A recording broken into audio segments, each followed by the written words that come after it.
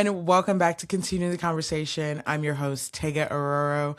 This episode is titled Reality TV Isn't Real Life Until It Is. And if you've ever watched shows thinking it was just entertainment, only to see those are the same issues that show up in the headlines in real life, in real politics, in real people's lives, this conversation is for you. I am joined by Preston Mitchell, attorney, civil rights advocate, a cultural commentator, reality TV star who isn't afraid to connect the dots between pop culture and policy. From the way reality TV shapes narratives about race, relationship, and power, to how these narratives influence how we see each other in real life. We're going to unpack all of this because sometimes it looks like drama on our screens is actually reflecting the systems and biases we experience in real life off the screen.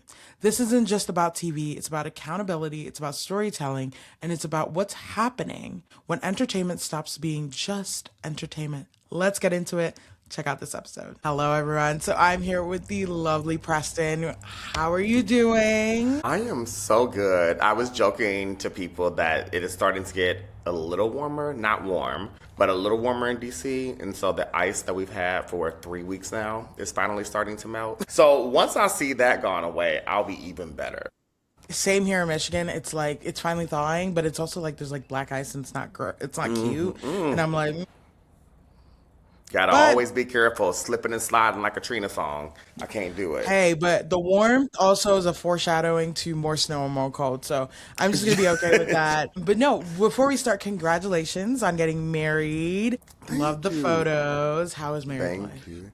It's good. Thankfully, not different yet. People do always ask the question, is it different? I said, it feels just fine, which I think is how it should feel.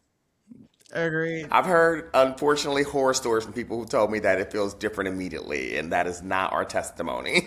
When my brother and my sister-in-law got married last year, and they said the exact same thing. It's like it's the same, like nothing changed. And some people, it's like, oh, there's like small changes, like I call my husband and let him know I'm on the way home, or what other groceries I need. So, congratulations. And those are life changes that should happen, I guess, right? Yeah. It's like once you actually are legally indebted and obligated to each other, there are some things that naturally need to happen.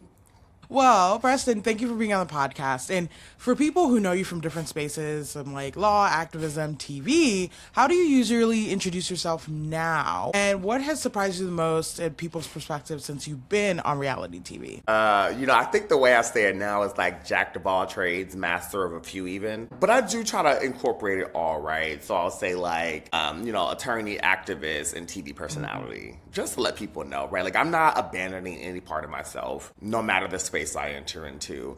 I will say, for a long time, it started to get a little frustrating. Maybe the first year I was on reality TV, it started to get a little frustrating because people really deduced me to just kind of like a pop culture person or, a media or TV person. Then I really prayed on it, had some conversations with mentors, and they're like, you cannot be offended, or at least try not to be offended by how people are introduced to you, right? Like, you never know the reason why. All of it is a good thing. Some people know you because they've been in the literal streets with you organizing people. Yeah. Some folks know you because of advocacy online and in person. And so I really had to become comfortable with not allowing people to deduce me, but also not being offended how they were introduced to me. Yeah. But that took a while to really get comfortable with, right? Like even in concept of like when I went through, currently going through like book acquisition processes, a lot of the publishers were like, thank you. A lot of publishers are like, oh, you're a pop culture person. And I'm like, I've done that for a few years now. I've been a whole attorney for 15 years. So I think part of that was really challenging because, people love to one-dimensional box you. Yeah. Because it's easier for our brains to process. So I'm really just learning to lean back and be wherever my feet are and just say, Preston, I may be a pop culture expert one day. I may be reality the next day, maybe an attorney and activist the next day, but all of it is still who I am. Agreed. Something that changed my life, which I think you might agree with, is I think sometimes people will ask like, oh, what's your niche when you're making content or whatever? And I heard this from Keelan Allen, and he said it on like a podcast, and he goes, I'm not a specific niche. I am the niche, right? Like Keelan Allen is the niche. And I was like, that changed my life in my content, the way I like look at things. And I will make sure to give all the credit there because I love that actually. Because that is true. People really do. What kind of content do you create? I'm like, what do you want me to create? Right? Like people don't Baby, I watch can do for, it. yeah. I can Yeah, do like it. people don't watch for like the content. They watch for you. They watch for what you're Yeah. doing. And I even was talking to an attorney yesterday for a different episode of the podcast, Hmm. and he basically was like, "I don't watch because Take's doing this series of stuff. I watch because I want to see her reaction to whatever's Yeah. happening." And I was like, I never thought of it that way. And I was like, Yep. I've been doing this for like 4 years, and I'm like, I'm an activist. I work in politics. I'm a digital director, strategist, does choir, volunteers, all of this stuff. Literally, I am the niche. I shouldn't fit myself into this bracket. And I think we do that for like, marketers or people who want to like advertise us for them to basically say like, oh, this is the audience. But I'm like, no, different audiences watch me. I have Yeah. attorneys, book talkers, everyone which way that watches me. So I think it needs to be redefined as like us, like individuals like us, like Yeah. we're not in specific niches. We Yeah. are the niche. Exactly. And I think, and it's challenging sometimes, right? Because even when it comes to marketing and advertising, for me, it's like, are we so invested in that we're trying to just acquiesce to them? Or are we trying to get them to shift how they view us? And it reminds me of like reality TV when some people say like, this person is great on TV. And what they usually mean is they're messy, they're crashing out, may experience a little bit of violence by wine throwing or something to the effect. But I'm like, why is that the thing that's viewed as good TV? Like, good TV can just be a regular person.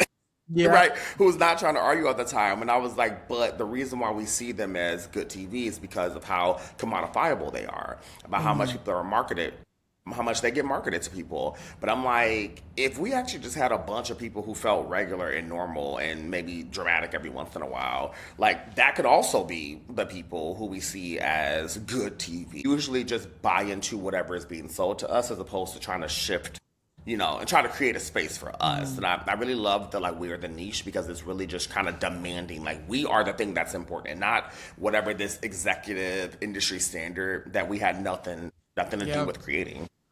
Agreed. And to amplify that, I want to talk a little bit about in what ways did being on TV like amplify things in your life? Like what changed, right? I think there's a certain Yeah. point, like even for me as a creator, like my life changed when I started making content. Like I didn't realize it, but then there'll be random moments where my dad will text me, or like a couple of days ago, a person who I went to college with, been talked to in a little bit, she texted me out of the blue and she's like, oh my gosh, my foster daughter like saw this and was like, I know her, I went to school with her. And I'm like, wait, what? Like, Yeah. so, like, in what way has that like amplified and like changed what's already happening in your life? In so many ways, large and small, right? I mean, I could think of the large in terms of like being invited to CultureCon to speak a few years ago and walking into the hotel that, this fancy one hotel that they paid for me and seeing Issa Rae the second I walked in, right? Like big ways like that, like being on stage with people like Judge Faith and Candace Taylor Bassett, who's now a really close friend of mine, right? Being in proximity to people like Scotty Beam and other really famous DJs, etc. Like those big ways. The small ways are interesting because I appreciate the small ways a lot more, to be honest. Yeah. And, admittedly in DC, I guess my friends would always joke. They call me the DC mayor because they said no matter where I go, someone always knows me. And that was true before the TV show. And so I'm like, that's because I'm a man about the streets. Yes. I like a street. I like a bar. I like a restaurant. But you know what? The truth is because I just love people. And so, I would always be out, but I've always been an activist too, always really involved in community. And certainly, so I was grateful for people to know me, but it shifted a lot during the TV show, of course, because people would see me in spaces and one would be shocked that I was there. And I actually kind of sat with that because I asked them why were they so shocked that I was, it would be like a random bar.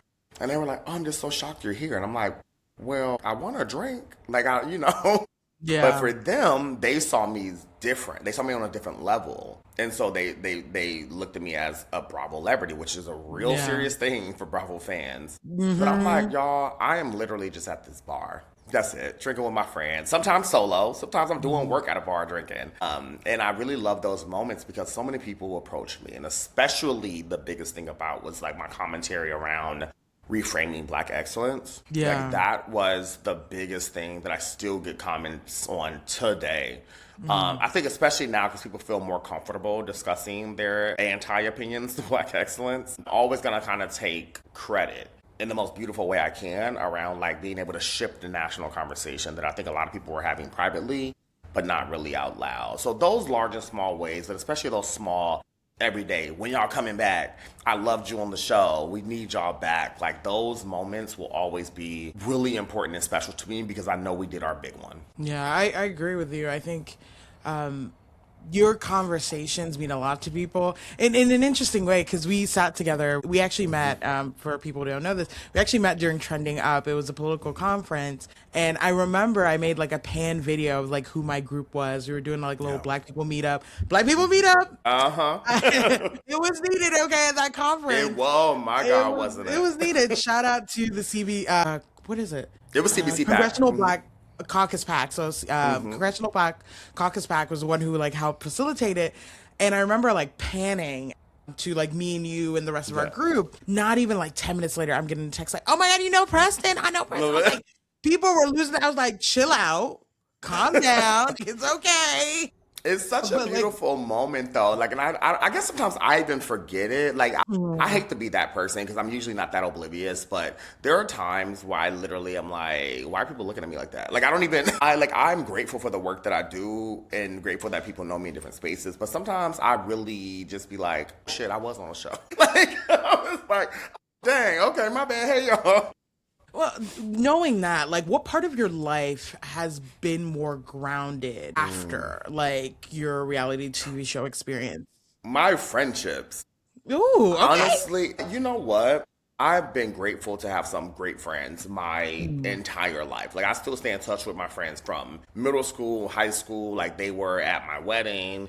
Some of them actually came to the Summer House Martha's Vineyard season 1 and 2 premiere that we did in New York. Like, I'm grateful to keep some long friendships. And when I tell you that something that the show made clear for me is who was truly my friend. Like, the people who I know would just be there for me, would hold me accountable, would show me love, would make space for me, would want me to make space for them. Like, I'm grateful for the show for that. And they're, I guess similarly, there were some friendships that no longer were friendships. Yeah. And I, at one point, sat with it and was really sad about it, but then said, you know what? I can't blame for the show for this, actually. I think this was really the universe, and this was going to happen already. Yeah. Unfortunately, the timing was as a result of the show. But, some friendships I've learned naturally are really, like, long-term. They're substantive, they're non-transactional, they're rooted in accountability, mutual respect, and love. And there are some friendships that are absolutely a season. And I think both shape us, and both are very necessary. But friendship is really the thing that I've, realized has been the most grounding for me. Like, relationships generally, obviously, right? But I really, this is where me and my partner really, there were a number of reasons why we bonded so much. But the way we treat our friendships is so familial and it's so ancestral that, I've dated people in the past who, quite frankly, get very jealous of close and intimate friendships. And that was my biggest thing I said when I date again. I was like, I will never date someone who feels jealous or envious or whatever adjective and synonym we want to use related to that around friendships. Because I'm like, these are my babies. These are my people. And I'm always be there for them. I agree with you. I think the one thing I realized at my grown age of 28 years old, everyone's like, you're a child. I'm like, I'm still kind of old. But one thing I've noticed is even with my content creation journey is there's some friendships that you will be there for the longest time, right? And there's some friendships that just grow apart, and it's natural to grow apart from those friendships, right? I think that was the hardest thing for me. There was a friend breakup that I had, and I was going through it. As I say this, friend breakups are harder than breakups with another a romantic partner. Because they know a certain way to hurt you in a way, and then you look at that, it's well, I pictured a life with you walking down the aisle with me, or our kids together, or going grocery shopping together. There's even people in my lives right now that it's there's also friendships you have to fight for, right? When you get in a fight with a friend, it's either you choose to fix it or you let it go and let that friendship go. Right? Yeah. So I agree with you on that. And I want to take this a little bit further. Has your commitment to a person, a life changed how you take risks, right? Now that you're married, how does that change your perspective? I think a lot of people are like, oh well, I don't do this, I don't do that. No, no, no, no. Like, what's your vibe on that? You said how I take risks. Yeah, like how's your Yeah, commitment to, no, like I'm tracking. change? I think it always has to be calculated, right? I mean, it was calculated Mm, for me even being single, right? But I think less so. Like, I mean, well, even when you're single, right, you still have family. You still have people who are in close proximity to you. So I don't think you can be necessarily haphazard in how you navigate space, especially when you're black, especially when you're queer. yeah. So I've never kind of just said, I think some people, if you ask them, they may think that I kind of just post things and just say, fuck it and, don't care. And I'm like, no, no, no. Hmm. I do care. I'm always going to care about my safety. I just think there are certain things that matter more in creating an environment where other people can be safe. Yeah. Like, I am no one's martyr, but I also believe I'm a vessel to creating space and making people feel seen and hopefully rooted in dignity and humanity. And so, for me, when I was talking things like, racism and sexism and transphobia, when I was being doxxed by people as a result of being posted on Professor Watch List and Turning Point USA, Hmm. like all those things, it's like, yeah, I wasn't negligently posting. Like, I fundamentally believe what I was posting. That just happened to be the result of me posting specific things. I do think naturally when you have a partner, if you have children, there are Hmm. things that inherently come into play as you are posting, sharing, navigating, organizing, etc. But I think sometimes that's the most difficult conversation, right? Because I feel I was put on this earth. Like, I feel like it was my divine purpose to actually create an environment to work with people, to be a shift changer, like a shift maker, and someone who really is willing to say the thing, even when others may be afraid to do it and say it. Hmm. Byron Rustin once said, like, in every community, we need a group of angelic troublemakers. And that Mm. is what I find myself to be, right? Like, being an angelic troublemaker doesn't mean you're a martyr. Yeah. It means you see a fight worth fighting, and you need Yes. to make Yeah. sure that you're part of that. And so I think, naturally, there always has to be a risk analysis. Hmm. I'm probably less going to be in the streets at this point, because of it. That I just, I have different mindsets now of what I think matters in a very practical sense. Yeah. And I'm just not as young as I was, right? Like back, not even back then. I'm almost 40, right? I turn 40 next Oh, you're month. 40? And yeah. I thought you were And I like think 28, Look, oh, 29. thank Yeah. you, thank you, thank you. Look, It's the no, skincare. no, but I literally turned 40 in 3 weeks. And I think, if you talk to me 25, well, 18 to 34, I Hmm. was always in the streets. Like, it was just notorious in the streets. I'm making signs. I had the energy for it. My theory of change at the time was different. Yeah. Now it's shifting. And I still think there's other really important work that we can do digitally as well as on the ground that may make sense for me or not. But again, that's about assessing risk, and I think your Yeah. level of assessing risk is just different when you are whole ass married, or when you're a parent, right? Or Mhm. even when you have a spouse. I mean, like just a boyfriend, girlfriend, partner situation. I think you do have to always analyze your safety and your risk. Great. Thank you for that. And I know you brought up the point about the TPUSA thing. We're going to put a pin in that because that is a deeper discussion about politics. And I want to get into Yeah, that with you because I remember when that actually happened. And some of the backlash I like witnessed it in real time with you. I was very worried for your safety. I think I even messaged you and I was like, I hope you're doing okay. yeah, So even to have this conversation, I think that's a bigger, broader thing. But we're gonna switch a little bit of a gears and come back to that because I yeah. wanted a pin that we got to talk about. We're gonna talk about traders and reality TV show Real Housewives right now. Here is my opinion. Okay, I'm a little behind on a lot of shows. Okay, Okay. but girl is on her restcation for a lot of Yes. different reasons. But I'm noticing the way black people are being treated. I want to bring this up in the sense of I Listen. think you watch Love Island too, right?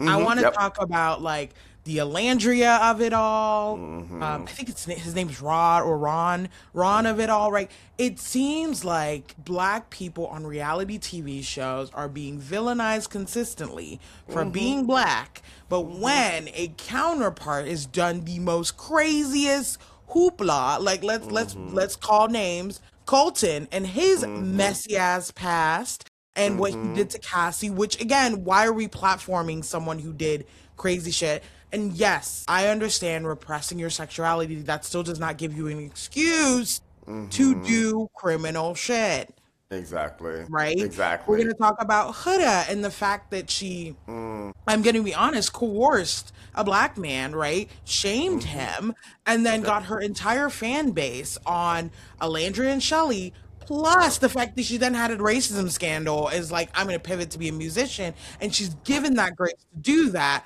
And Yeah. now, like, I don't know. I'm reflecting on all that, and I'm just kind of like, I'm stressed. I'm Let's stressed. be So I want to clear. hear your point of view of like what it's like, why we see in reality TV shows that black people are consistently going, you're the villain. Automatically, you're Yeah. hostile. Automatically, we don't want to work with you. That's like shows like Survivor, Love Island, Uh-huh. Traitors, Real Housewives. Like, why do you think that's the case? People don't want to admit this, but the reality is that it is a great privilege to be able to believe that you can separate actual real life, actual society from unscripted TV. Right? Ooh. They are a microcosm, like unscripted TV is a microcosm of society. So where you have reality TV and you have society, you're going to have the same things that you have, like sexism, racism, colorism, anti-black. You name the ism, it is going to appear in some way on an unscripted show. Why? Because you Yeah. have people, right? And people ultimately fall back to who they are. And so, the one thing that someone told me, it was honestly one of my favorite things I learned from a producer. And they said, people can lie all they want to, but you cannot escape a mirror on reality TV. Yeah. And meaning, like, you can't escape yourself. Like, no matter how much you try, you will eventually see you on TV. And so, it's easy to blame the edit. And sure, it's edited. It has to be. It has to be packaged a particular way. You said those Producers, words. yeah, but producers want a particular storyline. Even sometimes when they say those words, they may be in a place that they didn't say them in, right? So especially after being on the show, I'm always like, you know what? Is this the storyline they want us to see? Like, it's a little bit of a mind fuck now when I'm on it because I'm like, I can't tell. But regardless, audience don't care about that. They want to see what they see, and what they see is gold. That's what is the truth, and I get that, and I respect it. But all that to say, you're gonna see it, like on the Traders, for example. People can say this season things like, oh, but Candace got rid of Monet, and I'm like, sure, but that does not discount the totality of Traders US, and that only one black person has ever made it to the finale, and that was season 1. Yeah, I remember it was like Quentin. He's gonna be on the show later. We're gonna talk a little bit about that too. I think it was Quentin, and then there was like one other person. Sorry, who ended up winning? Yes, yes, yes. Yeah, and she played that but either way, but that and Quentin, and that's the thing though. It's like there's always moments on TV, like as I watch the trailer, and I love the trailers. As I watch the trailers, it's always like, wow, this is like watching a scary movie where all the black people are getting killed first. It's like, okay, we better run or stay put for that matter because they're gonna find us. But again, I don't think that's just like about black people being off first. I think that's actually about do non-black people on the show, even though people say it's gameplay, whatever. There's a privilege to saying that. But I'm like, is it that because you don't really trust to go to the end? You don't really have these relationships in real life, so you don't see them as like trustworthy and important and someone who you can actually work well with. Like, there are reasons why. And certainly sometimes there are but it reminds me of people who try to find excuses for why that's not true, right? Like if someone calls out colorism, someone always gonna say, well, they have a dark-skinned friend too, right? It's like, that's not what colorism means actually though, right? So I think people always try to find an excuse for why something cannot be the truth, as opposed to just looking at the granularities and all of it, right? Like the totality of it, the systems change in it. But it's easy to ignore when you are just thinking you're observing reality TV. There is a specific reason why, like based on Huda's comment, that all of those fans who were non-black, mind you, attacked Olandria and Shelley, and especially Olandria. Yeah. Like, we're gunning for her ultimately. But Olandria proved she's bigger than the show. No shade. Like, she Preach. is the show. right? Look at her. They don't even, in many articles I've read in other places where they introduce her, they don't even mention the show. She is just Olandria, right? And so, like, but you know, people always want to humble certain people. They always want to humble the fat person, the dark skinned person, the gay person, the trans person, the drag queen, the black person, like the black woman especially. Mm-hmm. They always want to humble someone who feels like they've made it a little too quickly or like they're too big for their britches. Meanwhile, they're just being themselves. And so, like, yeah, reality TV, unscripted TV has a race problem. It just does. And I think lying about it is obviously not going to solve and fix the problem either. I agree with you because basically my understanding also is like reality TV is a reflection of power dynamics in the real world and like who gets grace, who gets villainized, who gets protected. Mm-hmm. But at the same time, it's a reflection of life, right? Like you spend so much time giving grace to white men, white women for like absolutely abhorrent things, right? Like even right now with like Pam Bondi, people are giving her grace. I'm like, we good. Crazy. Like, because again, people are pointing out, especially like Black Twitter, Black Thread. Black Thread is the thing, and I love that. It's making my day. Listen, like, I love me some threads. Preach. And I was like, seeing Black Thread go like, if I did exactly what she did, I'll be fired. Right? Yeah. If I did exactly what she did, I'll be fired. Same thing with Kash Patel. And I'm like, I'm waiting for this man to get fired too. Like his grace is running out, right? And then they're villainizing the majority people of color elected who are like calling her out on their bullshit. So I agree with that, and I thank you for elaborating. And I kind of want to talk a little bit about political responsibility, right? Mm-hmm. And we know we put a little bit of a pin in it, but we're gonna circle back, a little swerve. And like, do you feel more of a pressure to be perfect or your pressure to be honest, right? Because I think for me as an audience or a content creator, I think there is a pressure to be honest with my audience when I talk about politics, right? And I'm like, I'm very Democratic leaning, I'm very progressive, like all this stuff. And then people are like, but you go to this church. And I'm like, I go to church, not this church. I go to church. Me being a Christian does not mean that I do everything this other group of people do. Like, again, Black Christianity is very different from white Christianity. So I think, like, kind of my question and the discussion I want to lead is, like, do you feel more pressure to be perfect now because of social political responsibility, or do you have pressure to be honest? And that kind of relates to everything that happened with Turning Point USA. You know what? Honestly, I feel a pressure to be Preston. That's it. You know, and I'll give an example, right? I go out to eat a lot. Love bars and restaurants. I have a lot of good relationship with bar owners and restaurant owners in DC. And, you know, I was like, oh, most of my content is political. And, you know, there's some humor in it, obviously, too. But a lot of it is political in nature. And I was like, oh, my gosh, I have to do content for 3 restaurants, actually. Mm-hmm. And I kept pushing it back because, you know, something would always happen in politics, right? Like ICE was killing somebody. The hearing that just happened with Bondi and all these other things. And I'm like, oh my gosh, I'm never going to be able to post this content that I owe these people. But also that I want to go to the bar and restaurant because people will naturally be like, don't you know people are dying, Kim? You know, like you're going out to eat as if people should not eat because people are dying. And so I think people love to limit people and what they can do, what they can post. And I'm just like, I owe myself the opportunity, and I'm really obligated to myself for that matter, to be myself at all times, right? Like if you want to see someone who's only posting around like dehumanization, follow them, baby.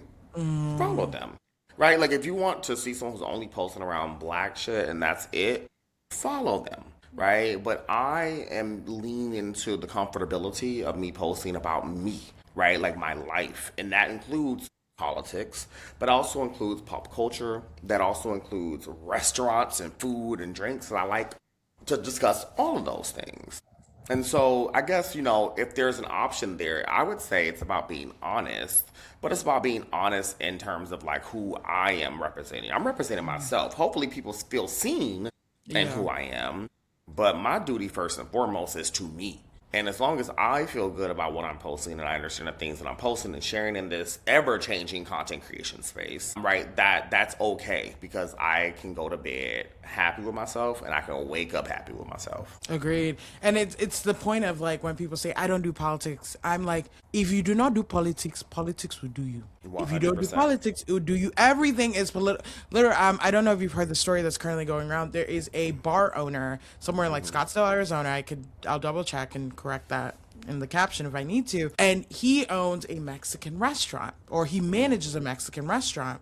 Apparently, during the halftime show, he then switched to a political speech instead of the halftime show at a Mexican owned bar called Casa Amigos, where people came to eat Mexican food and watch the Super Bowl, right? And now it's like, we apparently got fired, but it also brings up the point. It's like, well, I was like, I don't do politics. You did, right? People Yeah, came in to watch exactly. celebrate the halftime and at a Mexican restaurant. That was you doing politics. Yeah, I struggle when people say I don't do politics. I don't even know what it means. Yeah. Because I'm like, in what world do you believe that you don't do politics? Like, do you have a job? Do you pay taxes? Are taxes taken out? Do you drive a car? Do you take public transportation? Do you walk on your sidewalks? Do you have a child? Like, all of those are political. Like, it may all feel personal, but the personal is political. And so when people say they don't do politics, I'm like, maybe you are basing it on this like two-party system type of environment of like running for office, or maybe you don't understand what it means to quote unquote be electable, which has a lot of racist and sexist and queerphobic undertones, but another conversation. But like, maybe you don't want to discuss all those things. But when it comes to politics, meaning like the actual systems of change that you navigate directly or indirectly, you do it every single day. So Yeah. I struggle with that because I'm like, maybe they mean something else. Maybe So they I'm gonna don't give mean right like what I think. I agree with, and I'm gonna give you a clear example of like what I'm experiencing right now as someone who's out on the streets trying to find their person. The one thing I've noticed on dating apps is there will be men that like now because I'm like certain dating apps. I think it's like Hinge, yeah, no Hinge, Tinder, Bumble, right? They have like you could put your political affiliation because I'm like I'm not gonna sit there and like swipe on a Republican, right? Like there's a Correct. difference. If you're a Mitt Romney Republican versus MAGA Republican, I can clearly tell.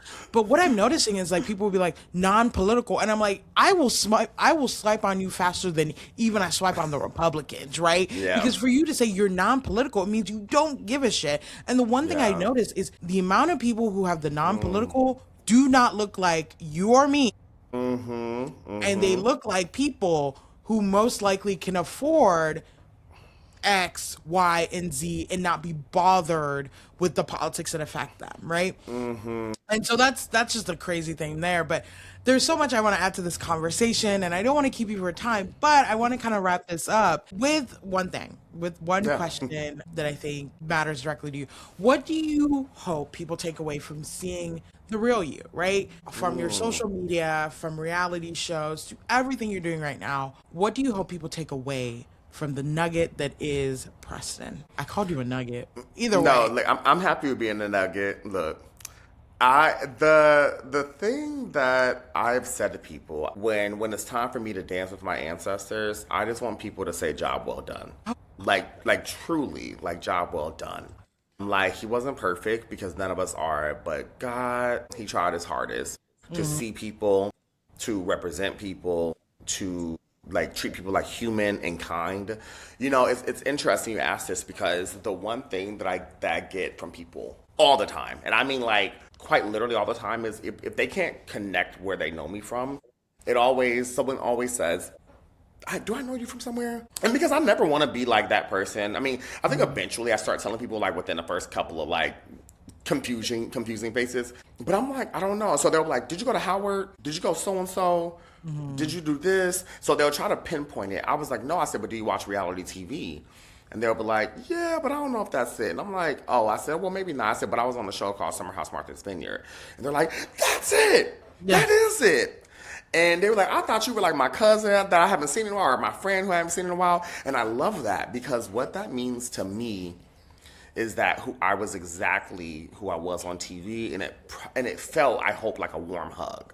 Right, like it felt like someone who was not just there for TV, like someone who was like, yeah, cameras were there, but he was just ultimately being himself, right? Good days and bad days. And that is probably the best compliment I think anyone has ever given me, because it didn't feel like celebrity. It felt like, oh, I thought you were my cousin. You're not, but I thought you were like my friend actually, because I call you my cousin on TV. Yeah. And I'm like, you know what? That's the best thing you can say to me. And so I really hope people take that away too, that I was always willing to be myself. I think from this conversation, I took more away from getting to know you, right? Because again, when I met you, I was like, I didn't know who Preston was. And now I know who Yeah. Preston is, right? Yeah. And for me, this conversation, you're such a light, you're such a soul that brightens up this world, and everything you do makes change to not just my life, but to like millions of people. So like, please understand that like when that time comes in the Yeah. distant future, I will definitely be one of those people who said that you did a job well done. You're doing a job well done even right now. So thank you, Preston. No, thank you. This was so fun. I appreciate you. I appreciate you too. So thank you for hanging out and having this conversation with me. I will see you guys on the next episode. I want to say another amazing thank you to Preston for this conversation. I think it was a discussion that made me think more deeply about these conversations when it comes to culture and reality TV. This discussion is like so powerful and reminds us that culture doesn't exist in a vacuum. It shapes what we are, what we normalize, and what normalized shapes is what we allow. Reality TV may not always be real, but the impact absolutely is. To everyone listening, I hope this episode challenged you to think a little deeper about the content you consume and the narrative you accept at face value. If this conversation resonated with you, I want to say, OMG, thank you. Subscribe, like, comment, and share with friends who love pop culture but also love asking bigger questions. As always, thank you for continuing the conversation with me, and I will see you next time.